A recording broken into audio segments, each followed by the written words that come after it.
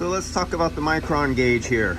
And you notice it's relatively low, but it is still on the vacuum pump. The vacuum pump is running. And yes, we do have the BP X7 field piece. And we do have the silicone high vacuum 3/4 inch hose going to our field piece SM480V. But what is different, and the reason this got down so low, you didn't get to see it, but I hooked up my gauges and I started my vacuum pump, and within 60 seconds it was below 200 microns. Within 60, that's unusually fast for an automobile to go down to below 200 microns within 60 seconds. And I started looking around, I'm going, what is up with this vehicle? Why is it going down to such a low micron reading within 60 seconds? This is like not possible. Well, what I did notice is I started looking at this and I said, well, this bumper, I'm at a body shop and usually they replace a condenser and there'd be a brand new condenser on here with a brand new desiccant material, and there'd be a new bumper and new headlights and everything. I started looking, I go, nothing was replaced on this. And so I was getting suspicious. I noticed how much dust was on everything, like nothing was fixed. But I do see evidence of little scratches from where they, you know, they did have this cover off, and you can't see it, it's not focusing because it's an Apple, and that's what Apples don't like to do, they don't like to focus. And so I knew this came off, and then I looked down and I looked inside and I said, oh, that condenser's all beat to hell. I thought, what did they do with this thing? Well, there's a story behind this, and the story is the customer didn't want this vehicle totaled out, and there was some damage from up underneath. And because of the age of this vehicle, and we are at 2017, this is a YF refrigerant vehicle. Because of the age of this vehicle and probably the mileage, it was approaching total out. It was going to get total out, and the customer said, stop, I don't want to go through my insurance company. I guess they don't want a salvage title.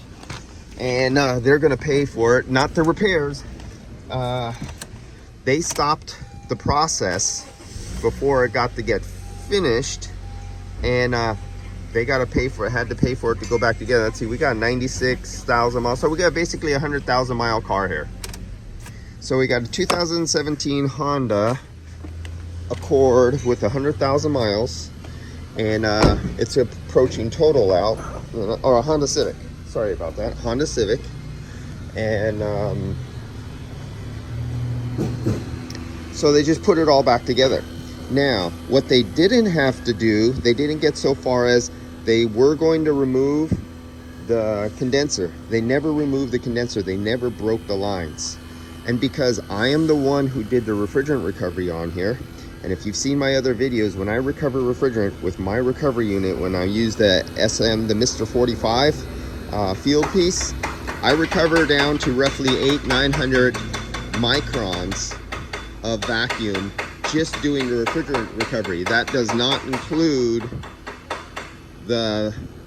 any other process. And then I fill the system up with dry nitrogen, positive 1, 2, 3 psi. So when the technician takes a condenser off, ambient moisture laden atmosphere does not get sucked into the system.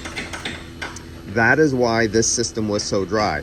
It's been sitting for a week or two with just dry nitrogen in the system, and it was never open to the atmosphere.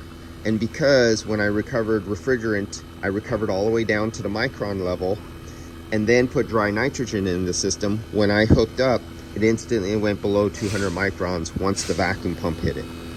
That is what a clean, dry system looks like and reacts like. And now what we're seeing here is just little tiny explosions and pops of a little bit of gases and moisture that is trapped within the layers of the refrigerant hoses, deep into oil in the bottom of the compressor, the bottom of the evaporator, the bottom of the receiver dryer. These are just little pops that you see coming out here. If you were to leave the vacuum pump on overnight, these would start spacing out and becoming far and few in between. And by the time you get into tomorrow, you would have a level, straight, flat line with no more pops in it, because you would have not removed all the moisture, but you would have gotten it to such a low pressure that it's no longer removing due to the ambient temperature and the vapor pressure of any moisture that is left inside the system. So that's why I'm able to do this so fast, because I worked on it. It was a system that was never open to the atmosphere, and the procedures were performed right in the first place. Night and day difference. And you have test equipment that can actually prove it. That's the difference.